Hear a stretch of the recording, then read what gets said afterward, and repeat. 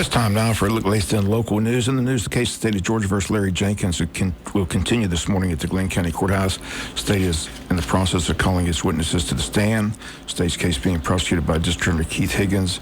Jenkins facing a 6-count indictment, which includes 2 counts of murder, 2 counts of kidnapping, and 1 count of armed robbery, 1 count of theft by taking.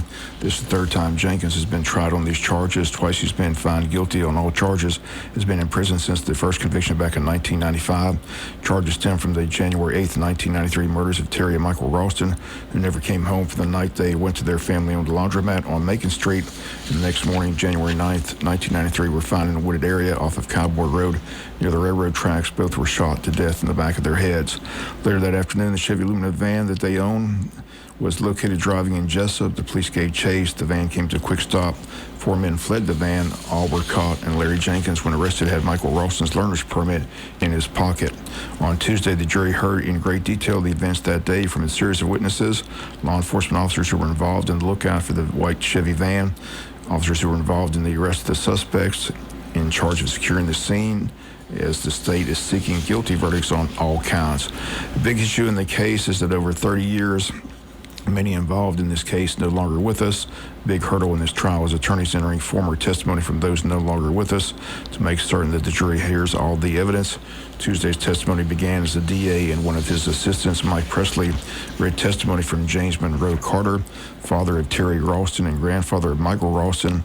In his testimony, he tells the jury that he owned 3 laundromats, 1 in Long County and 2 in Jessup, 1 on Plum Street, 1 on Macon Street. He talked about how after Terry and Michael did not come home that evening, he got up and went to look for them, went to both laundromats looking for the van, and when he didn't find his family members or the van, he simply called police and the search began. Next, Quincy Edisokan, who now resides in Long Island, New York. She testified that she was at the laundromat that evening, and she did see the Ralstons enter the laundromat, and they began cleaning, and Terry was taking the money from the machines. The witness says she saw them around 9:30 that evening. She verified the time, and she saw the Ralstons that evening, testified that she saw the white van parked outside the laundromat. Next to testify was Ray Jackson, a retired state patrolman, 28 years on the job, still resides in Jessup. He testified that he received a BOLO for a white van that next day, and he called to report that he saw the van that evening near Cowboy Road, but when he turned around and came back to that area, the van was gone. State called Jeff Robertson to the stand. He worked for Rail Rink with CSX Railroad. He, along with Roy Tabb, who also worked for the Rail Rink, they spotted the bodies lying in a ditch and stopped the train and called their supervisor, then called 911. Robertson says he and Tabb never went near the bodies and stayed near the train. State called Harold Smith, another retired Jessup police officer, 26 years on the force. He was the first officer on the scene of the deceased bodies. He says the call came in around 12:15 that afternoon. He says several came to the scene, including then Sheriff David Herron, GBI Agent Joe Wooten, and several others. He says they secured the scene, photographs were taken, bodies eventually put into body bags and taken to the hospital to be sent to the GBI Crime Lab for autopsies. In the meantime, the search for the van continued, and the next DA, Higgins, called officers Lisa Naya Jones and Ken Mullis. They described in detail spotting the van in Jessup under the overpass. When it stopped, 4 men fled from the van. Officers described eventually locating and arresting all 4. Lisa Naya Jones says she learned that David Wilkerson was the driver of the van.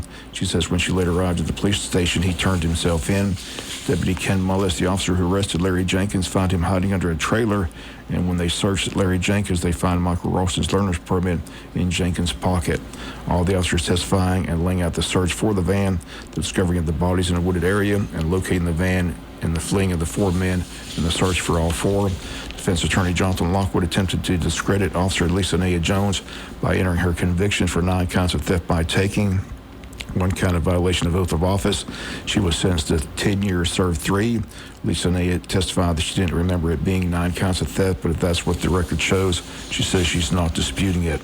Also testifying, Angela Floyd, who now resides in Griffin, Georgia, but at the time in 1993 was the detention officer and jailer who patted down Larry Jenkins. She took his belongings and documented them on a screening property receipt.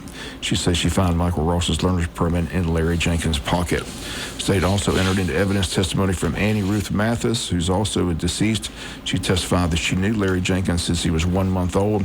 She says she saw him that day walking by her home, saw him toss something into a bush near her yard, and then saw him jog jog away. Later, her kids brought her a gun and holster they found in their yard.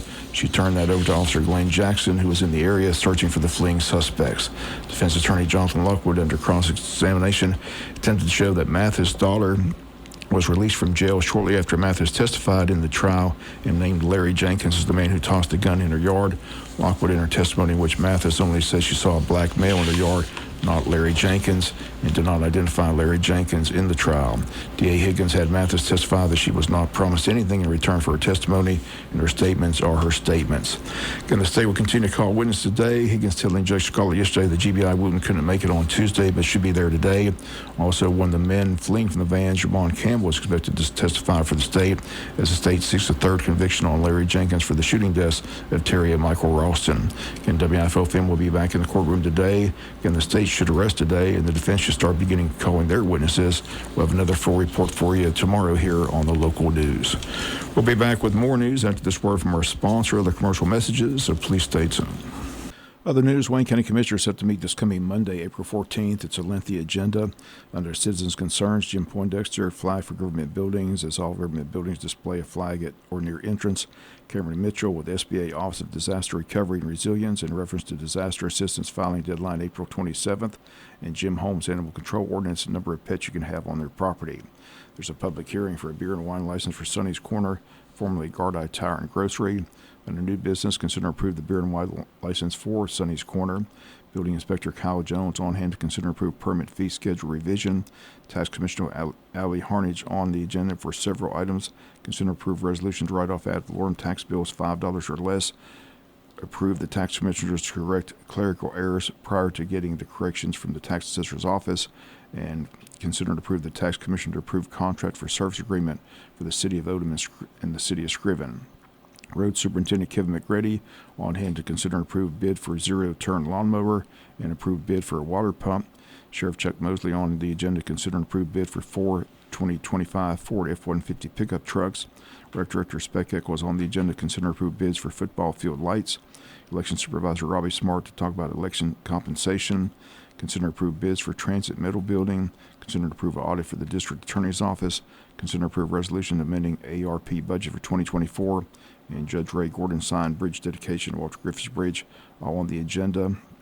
Several board appointments, items with the administrator, items with the county clerk, items with the commissioners, and all this taking place on Monday evening at 6 p.m. at the county commissioners meeting room. Wayne County High School Band will be performing a free event Monday, April 14th at the high school auditorium.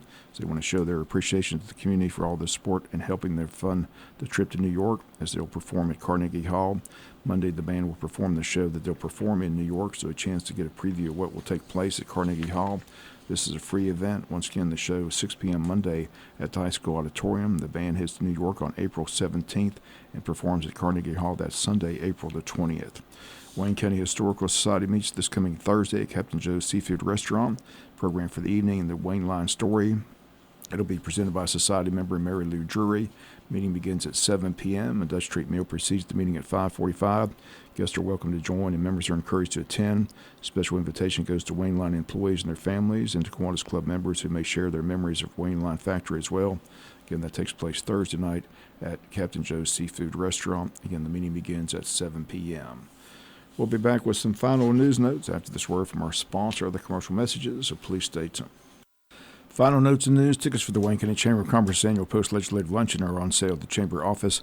They're $30 for Chamber members, $40 for non-members, but everyone's invited to come here from our local representatives who recently ended the legislative session this past Friday. Guest speakers at luncheon will be State Senator Blake Tillery and Logwa State Representative Stephen Meeks and Buddy DeLoach. Date of the luncheon is April 22nd. It'll be held from 11 to 1 at Coastal Pines Technical College in Jessup. For tickets and information, contact the Chamber of Commerce. That number is 912-427-2028.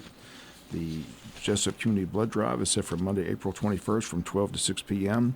And they ask you to please visit redcrossblood.org and enter Jessup to schedule an appointment. And that takes place on Monday, April the 21st. Wayne County Board of Tourism Spring Fair is open up until April the 12th. They've seen good crowds to remind everyone that admission is $15. That includes all the rides. Some rides may be limited by height. The time Monday through Thursday, 6 to 10. Friday and Saturday, 6 to 11. If you need more information, go to their website, waynetourism.com, or you can call the office at 912-427-3233. Also, the Tourism Board getting ready for this Saturday's River Run. It's a free event, but each participant must sign a participation waiver. They've got two different paddles, an 11-mile paddle and a 16-mile paddle. 11-mile paddle begins at Gleason Copeland Landing. The 16-mile paddle begins at JC Landing. Again, for more information, call the Tourism Board office at 912-427-3233 or check out their website, waynetourism.com. That'll do it for the latest in local news. Sports comes your way in a few minutes. Bob Morgan, have a great day.